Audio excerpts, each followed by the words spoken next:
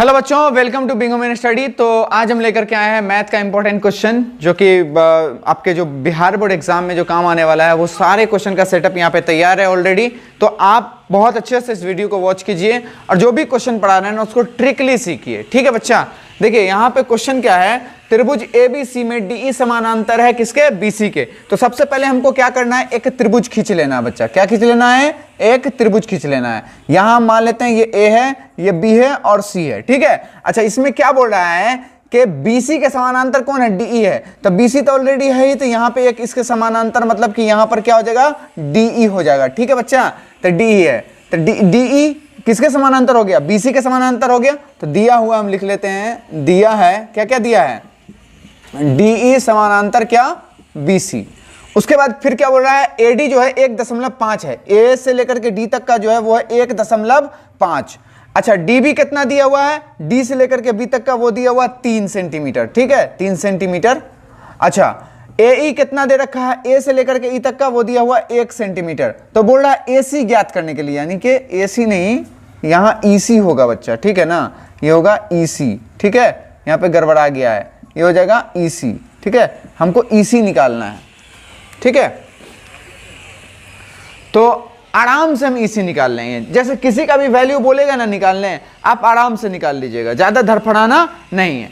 अब देखिए यहां पे जो दिया हुआ है ना, इसको निकालने के लिए हम सिंपल सा एक फॉर्मूला यूज करेंगे जिसका नाम है थेल्स फॉर्मूला। पहले तो हम जो दिया उसको हम लिख लेते हैं, हम लिख लेते हैं क्या, एडी बराबर में कितना है बुआ, एडी बराबर में 1.5। ठीक है, अच्छा डीबी कितना दे रखा है बुआ, तो डीबी दे रखा है आपको 3। उसके बाद क्या है, एई दे रखा है आपको, एई दे रखा है आपको 1, और हमको ईसी निकालना है, यानी ईसी हमको क्या है, निकालना है। तो हमको लिखना है थेल्स प्रमेय से। किससे, थेल्स प्रमेय से। थेल्स प्रमेय क्या होता है, देखिए एडी है ना, और उसके बट्टा में डीबी, तो हम लिखेंगे एडी बट्टा में डीबी। अब यहां पे कुछ भी रह सकता है, P Q R S T U ऐसे रह सकता है, कोई दिक्कत नहीं है। तो इसके बट्टा में ये हो जाएगा, है ना। तो एडी बट्टा में क्या हो गया, डीबी, और एई बट्टा में हो जाएगा ईसी, बराबर में क्या हो जाएगा, एई बट्टा में ईसी। बात समझ रहे हैं यहां तक?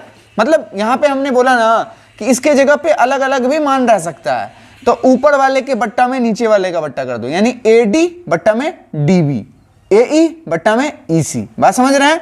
अब इसमें पुट कर दीजिए, एडी का मान कितना है, एडी का मान 1.5 है, तो हम लिखेंगे 1.5 है, बट्टा तो बट्टा है। डीबी का मान क्या है, डीबी का मान है 3, तो 3 बराबर। एई का मान कितना दे रखा है, 1, तो यहाँ 1। ईसी का मान कुछ नहीं है, तो हम ईसी ही लिख देंगे। ठीक है, चलिए इसका इससे क्रॉस मल्टीप्लाई करेंगे तो हो जाएगा ईसी गुने 1.5, यानी 1.5 बराबर 3 का 1 से करोगे तो 3। ये और ये दोनों गुना में, इधर आएगा तो भाग में, यानी ईसी बराबर हो गया आपको 3/1.5, यानी 1.5, और 1.5 दूना कितना होता है, 3, यानी ईसी आपका कितना निकल गया बच्चा, 2 निकल गया। ये जो ईसी है इसका मान कितना निकल गया, 2 निकल गया। उम्मीद करते हैं आपको ये वाला क्वेश्चन बहुत ही सिंपल वे में, बहुत आसान तरीके से ये समझ में आया होगा। ठीक है, इस तरह का क्वेश्चन आपको वैल्यू चेंज कर करके दे सकता है, तो घबराना नहीं है। जिसका मान बोलेगा निकालने उसको छोड़ दोगे, बस पूरे में वैल्यू पुट करके आराम से निकाल लेना। अब हमको एडीए बोलता निकालने के लिए, तो इसी का मान यहाँ 2 रख देता, एडी का मान निकालने बोलता, हम आराम से इस पे इसी फॉर्मूला में पुट करते और मेरा एडी का मान निकल जाता। यानी किसी का भी वैल्यू इजिली निकाल सकते हो। ठीक है,